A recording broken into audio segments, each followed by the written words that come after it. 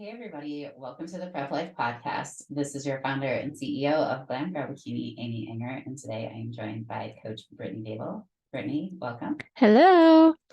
Hey, so we are going to talk about 10 things that everyone should know about food, and we have top 10 basically, and we're going to give you a little bit of our insights on some of the things that we do with our coaching and things that we've tried within our own preps as an athlete. So, Brittany, do you want to start with tip number one? Sure. So the biggest and most important one is going to be protein. So protein is so essential for our muscle growth, our recovery, and just overall health. It's vital that trainers like us, we educate our clients on the importance of getting the most efficient protein into our diet, high quality protein sources as well, like lean meats, fish, dairy, eggs, plant-based alternatives like legumes, tofu, or tempeh. We want to encourage our clients to spread protein evenly throughout the day so we can optimize utilization by our body and also managing hunger because it helps with satiation so much. We usually try to do 1 gram per pound of body weight or on a sliding scale, depending on if we're in our improvement season and we're trying to gain muscle. Sometimes we go above that as well. And also just kind of based on our body fat composition as well with calories. We don't want to be too high and put on fat, but with protein, that's very slim chance for that to happen. And then, like I said, protein is going to be usually higher during a reverse dieting after a show when we're going into improvement season. Also, sometimes when we have surgeries, we want to have higher protein intake as well to help with the healing process. And then when we're on rapid fat loss phases, we also want to have more protein as well to help with the hunger and maintaining muscle when we're cutting. Yeah, and just to explain a little bit more in depth on the sliding scale. So, depending on a person's body fat composition, so if they have a lot more body fat, then we're probably going to stick closer to the 1 gram per pound. But if they are a lean individual and they're in the improvement season trying to recomp, then usually I do like a 1.25 factor on it. But basically, the lower their body fat is in the improvement season, the higher protein threshold they'll have, with the caveat that, certain populations like people with kidney and liver and dysfunction should always go with what their doctor recommends in that term. So these are for healthy individuals with the goal of getting on stage. And I find, with the post-surgery, our bodies need a lot of leucine to repair, and we get that leucine as one of the 9 essential amino acids. If you're a plant-based, you could do a lot of corn that has a lot of leucine in it. You can also supplement as well, but that's a good way to really aid in repair, and then it will also turn on muscle protein synthesis. So, any other thoughts with protein? I don't think so. Other than like, it's just so important for us to get in protein. Most of the population and everybody like just under eats protein so much that even just adding protein, or like say you normally eat like 3 ounces of chicken, try 4 to 5 ounces of chicken, and you'll see just so much of a difference with your hunger levels, with your performance in the gym, with just everything. Yeah, like protein is just so important, and I love protein. So it's not hard for me to eat it, but sometimes people find it hard to eat. And like cottage cheese, I don't know why, but it seems to be like a fad right now of making everything with cottage cheese. But simple things like that, or things that have more protein in, if you just add that into, it adds up throughout the day, so that it really isn't that hard to get in your body weight in protein.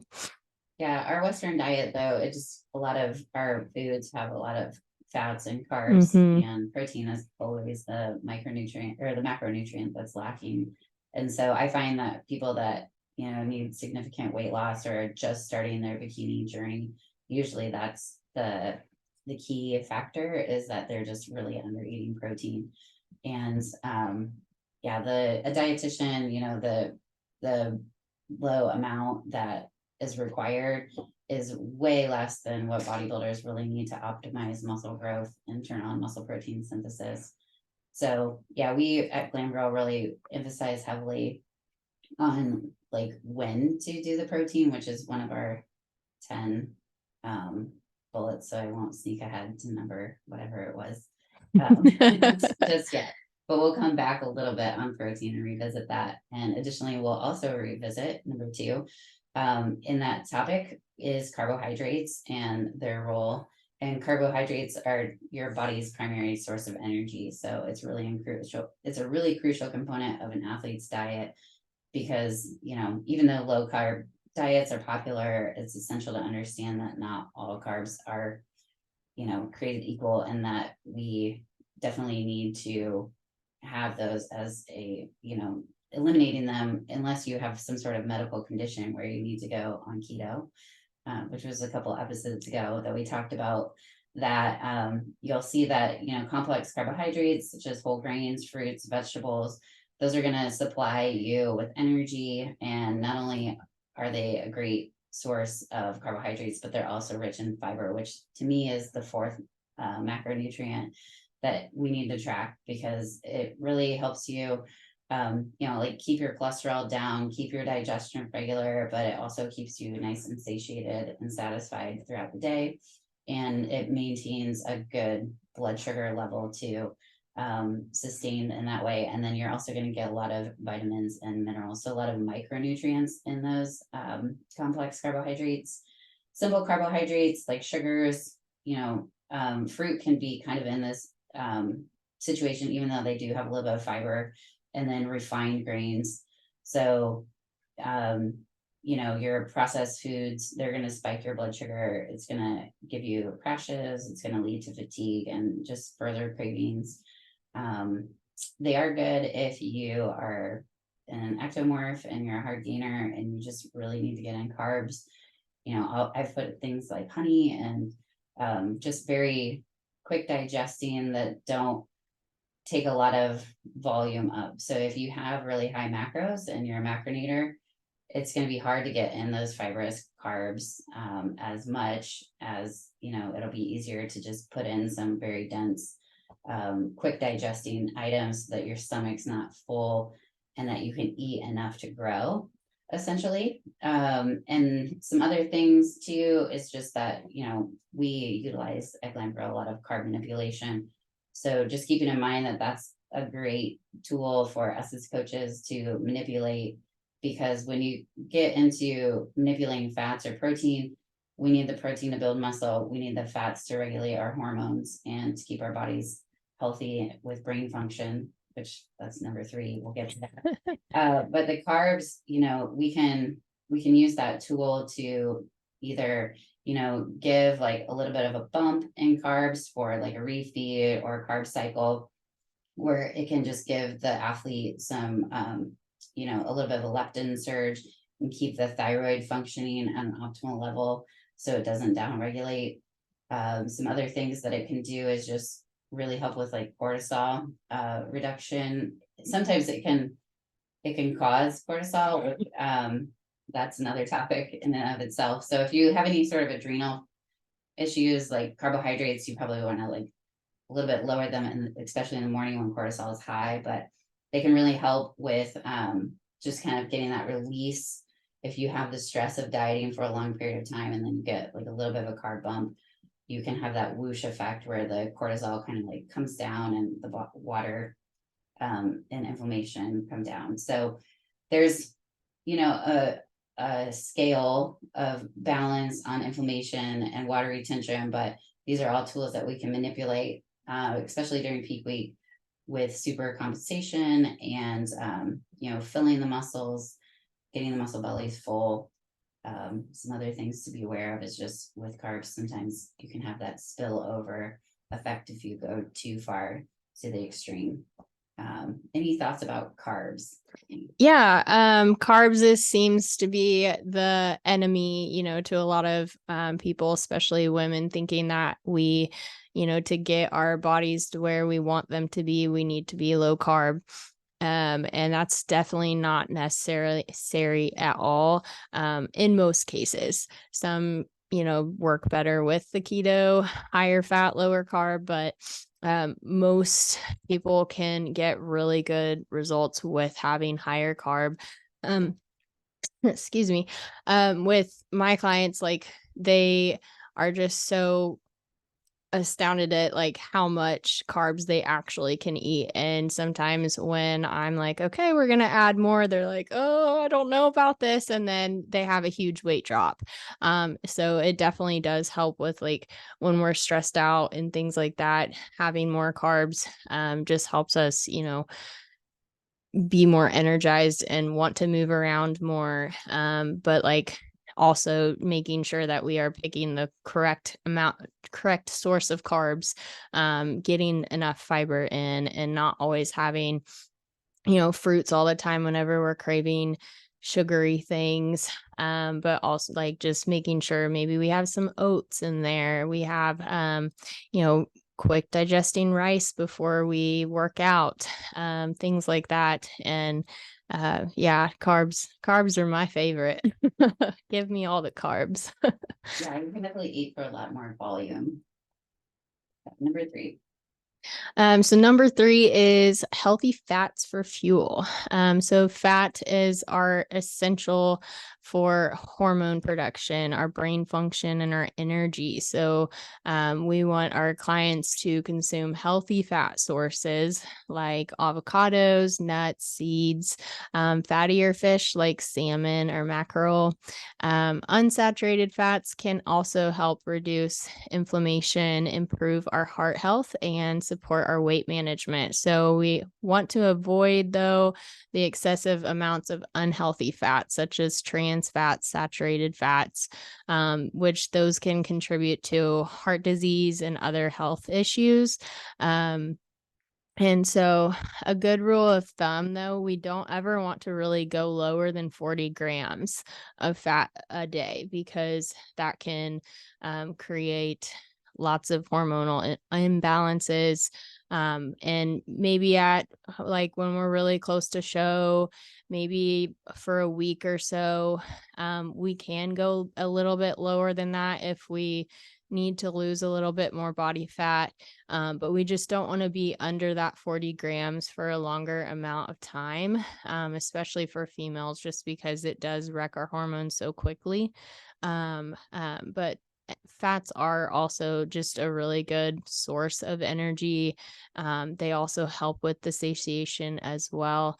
And we don't always just have to have oils either. So there are, nut butters like avocados, stuff like that, that can make it a little bit more fun and make your food taste better too. Yeah, I feel like with fats, people I've seen that will go for a long time without fats, and their hair starts falling out, their skin starts looking bad. With assisted athletes, they can probably handle maybe for a short periods of time, the 40 grams if they're, on hormone replacement type of stuff, but really long term, it's not a good idea to go lower than that. And fat does help with building muscle, so it's important to get those fats up when you're in the improvement season and making sure that they're restored essentially to also help and aid in building muscle. Number 4 is hydration matters. And I think just for overall health and performance and recovery, we need water. Water regulates our temperature, it transports nutrients, it removes waste products. It does so much for our body, and it's important to drink it you know, before and after workouts, during workouts. I encourage my clients, especially in the summer, to be drinking electrolytes because we sweat so much and we lose a lot of that. So, you know, for a general population person, they're gonna maybe want a half ounce per pound of body weight, but for athletes, I really encourage them to do at least an ounce per pound of body weight so that, because, you know, it's person dependent and especially how much they sweat, but it's gonna be, you know, a good rule of thumb to hit that mark if you're working out on a regular basis. Number 5. All right. So number 5 is the importance of our micronutrients. So macronutrients are our protein, carbs, and fats. And they often get the most attention because they're macro, which means bigger. So we just have more of those, but the important things are too is our micronutrients, the smaller vitamins, minerals. Those are essential for our optimal health and performance. So this also comes from eating a diverse, colorful diet rich in fruits and vegetables, different whole grains, to also ensure that we consume the broad spectrum of the essential micronutrients. And also we can also supplement with those, but making sure that we do get a good variety within our diet, and then supplementation for the ones that we just can't get enough of. Yeah, our farming has become so overcropped that things get ripened early, way too early, and they always say, like, you know, an apple from the 1950s, it would take like 50 to equal the, you know, the nutrients that are in that, and it's just the soil quality and things like that. So sometimes we have to, you know, do multivitamins, and like if we don't eat, like for example, fatty fish, we need to get, you know, our omega-3 supplements. So just filling in those gaps is really important. You know, just kind of like if you don't get a lot of sunlight with vitamin D, say you live in Alaska or something like that, where there's not much sun exposure, then it's important again to supplement that. And, you know, different vitamins, depending on what they are, they can really have a huge impact on mood and energy. Like iron, for example, people can be anemic with low iron. You can almost feel like depressed with low vitamin D. So they definitely play a huge role. All right, number 6, pre and post workout nutrition. This is that one I promised you that we would get back to. So when we talk about proper nutrition and from a precision nutrition standpoint, you want to make sure that you have a protein source before the workout and a carb source for energy, and then post workout for recovery, you want a carb source and to keep muscle protein synthesis. You know, growing the muscles from that stimulus, you want it post workout as well. So it's going to help in the athlete's performance. It's going to give them, you know, all of the help they need in replenishing glycogen stores and supporting that muscle repair as well. So my big rule of thumb is, you know, there's no magic anabolic window. And I talked about this on previous podcasts, but really it depends on what the timing of your first meal is. I would say where it's crucial. You don't have to scarf down a meal like immediately after you lift.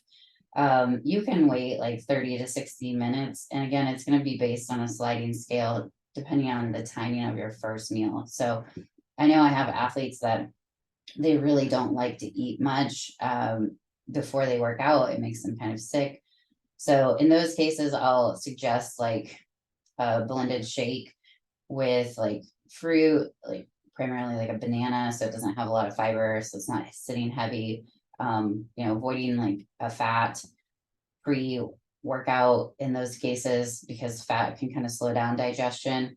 Avoiding fat after workout for the same reason. Those are things to kind of keep in mind when you're talking about that. So depending on the athlete's size and kind of like their dimensions, like their weight and their height and all that is going to depend on how many grams of protein per.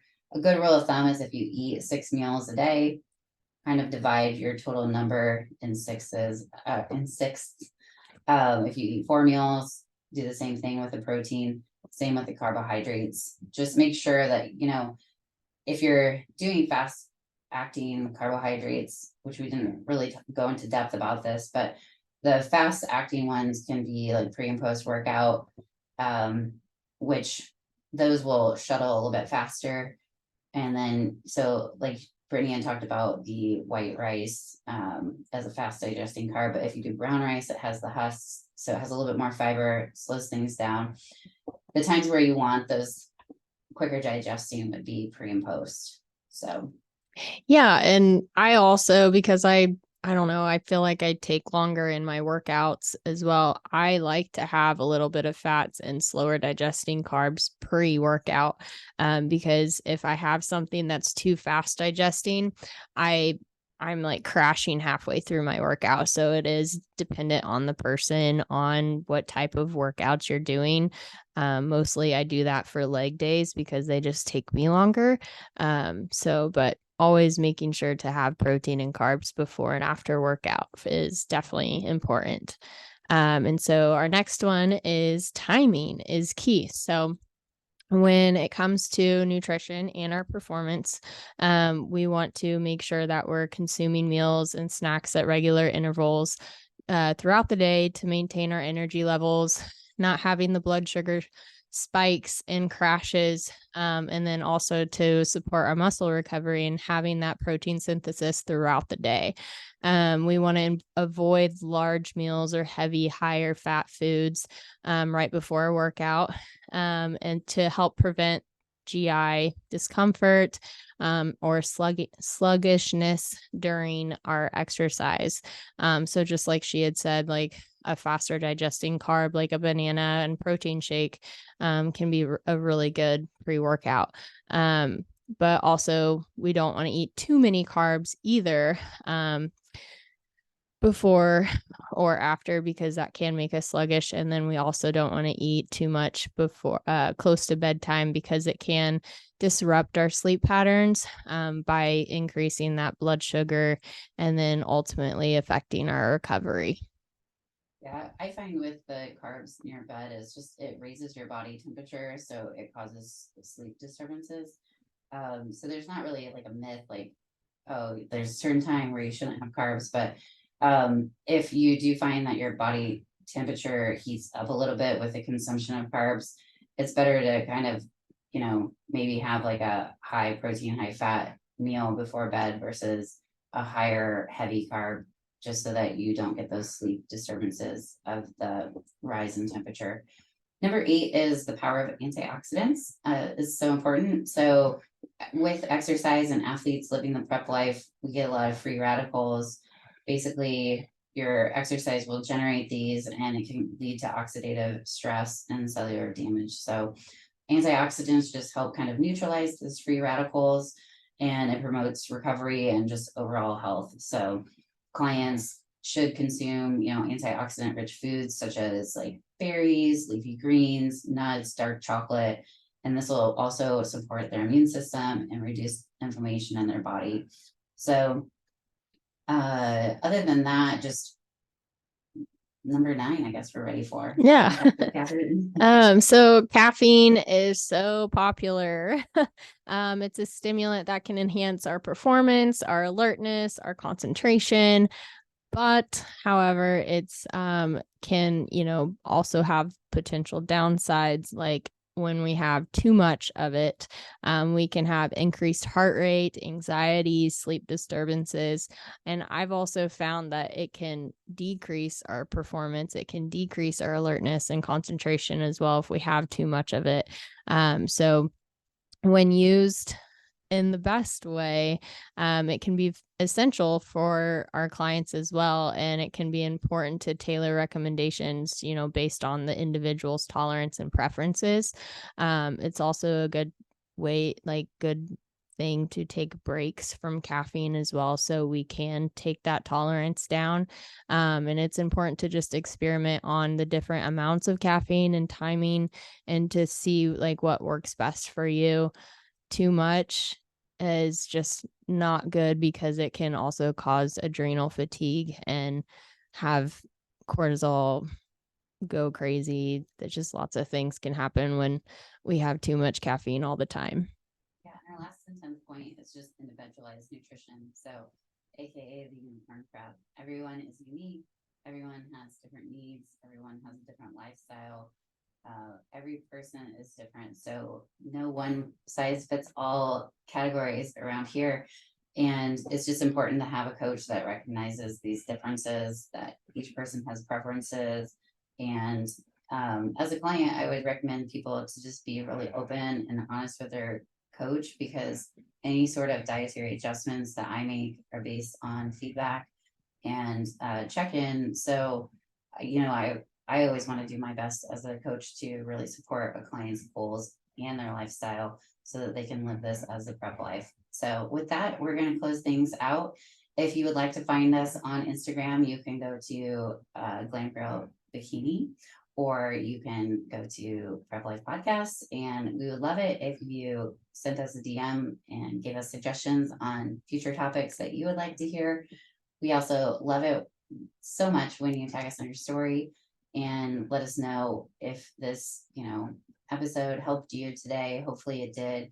If it did, please, your only payment is, we try to keep this 100% ad free. So your only payment is to rate us, review, so that other people can find us for similar topics that are interested in the bodybuilding prep life.